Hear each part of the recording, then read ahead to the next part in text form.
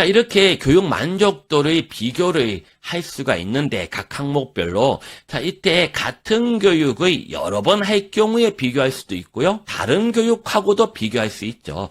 아니, HIT 담당자가 하나의 교육만 하는 게 아니니까요. 자, 같은 교육을 다차수로 비교할 때는 이제 만족도 평균 같은 걸로 비교할 수 있겠죠.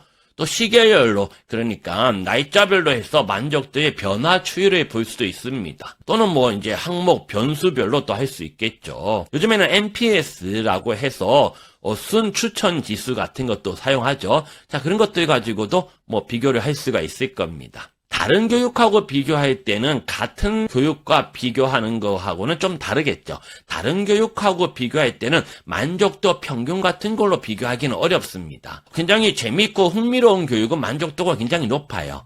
하지만 굉장히 어렵지만 꼭 해야 되는 교육, 학습자들은 하기 싫어하는 교육 같은 경우는 만족도 평균이 낮습니다. 이걸 직접적으로 비교하는 건 썩 좋은 방법은 아니겠죠. 자, 이럴 때는 이 만족도의 표준 편차로 비교하면 어떨까 합니다. 만족도의 표준 편차가 어느 정도로 몰려 있으면 어느 정도의 수준이 된 거고요. 이게 호불호가 막 갈려있다, 다른 거에 비해서 갈려있다, 그러면 어느 정도 좀 차이가 날 수가 있습니다. 그 다음에 교육별로 자체 변화를 가지고 비교할 수도 있겠죠. 첫 번째 항목이 기대 수준이고 그 다음 항목이 마지막 항목이 총괄적인 만족도 점수다. 그러면 총괄 만족도 점수를 기대 수준으로 나누면 변화율이라는 게 생기겠죠.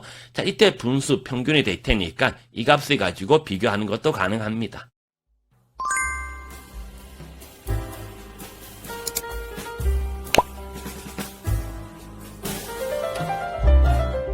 네, 저는 보기와 다르게 국문학을 전공했습니다. 뼛속까지 문학이죠. 문과생입니다. 근데 실제로 한 일은 엔지니어링 쪽 많이 했었고요. 환경과 관련된 설비 이런 것도 많이 했었고요. IT 쪽도 많이 했습니다. 그러다 보니까 문과와 약간 이과를 혼합한 그런 느낌이 좀 많이 듭니다. 이렇게 여러 곳을 해보니까 데이터에 대한 중요성이 점점 더 커지는 것 같아요. 왜냐하면 많은 사람들이 의사결정을 할 때 감이나 경험과 노하우로 하기도 합니다. 과거에는 비즈니스가 단순하고 무언가가 분명했으니까요. 근데 요즘처럼 워낙에 거대한 비즈니스를 하는 시장에서는 어느 정도 데이터를 기반으로 하는 게 좋을 것 같습니다. 근데 마침 제가 두 개를 다 해보니까 두 개의 장점, 강점만 모아서 설명을 또 해드릴 수 있을 것 같습니다. 10여 년 전만 해도요, 통계를 배웠습니다. 통계학을 배우는 것이 데이터 분석이다. 파이썬이나 R 같은 도구를 배웠습니다. 파이썬을 배워서 인공지능을 만들거나 데이터 시각화를 하거나 R을 이용해서 빅데이터를 분석하는 쪽으로 많이 했습니다. 그것도 좋은 방법이에요. 여러분들이 시간과 여건만 있다면 통계도 배우시고요, 파이썬 같은 도구도 배우셔도 됩니다. 그런데 만약 HID 현업 담당자다, 그렇게 시간이 많지는 않다, 그렇다면 챗GPT 같은 것을 배우는 게 훨씬 더 좋습니다. 챗GPT는 전 세계 모든 통계 기법들을 다 배웠어요. 다 기억하고 있습니다. 더 놀라운 건 파이썬 코드를 다 만들어낼 수가 있습니다. 그래서 데이터 분석의 새로운 기원이 시작되었다라고 저는 말씀을 드릴 수 있을 것 같아요.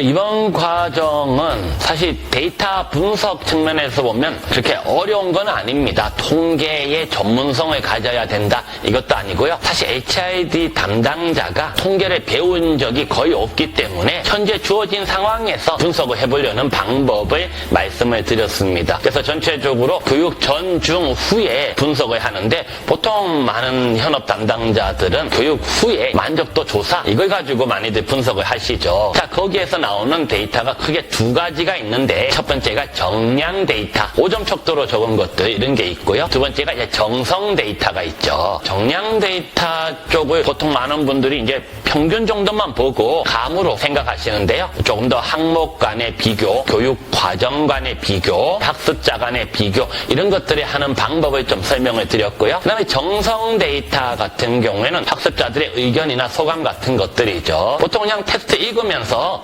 대충 눈으로 보고 평가하고 하시는데요. 정량 데이터로 바꿔가지고 분석하는 방법도 한번 말씀을 드렸습니다. 그래서 현업에서 어렵지 않게 한 단계 조금 높이는 정도로 보시면 되겠습니다. HID 담당자 여러분들 참 어려운 세월을 겪어왔습니다. HID 담당자는 문과분들이 굉장히 많이 하는 업무 중에 하나죠. 그런데 시대가 많이 변하면서 HID에도 과학과 기술이 굉장히 많이 들어오고 있습니다. 이제는 기술적으로 하나도 모자람 없이 할 수 있는 시대가 온 겁니다. 그러니 자신감을 가지세요. 이제 HID의 분석은 지금부터가 시작입니다. 건트랩입니다.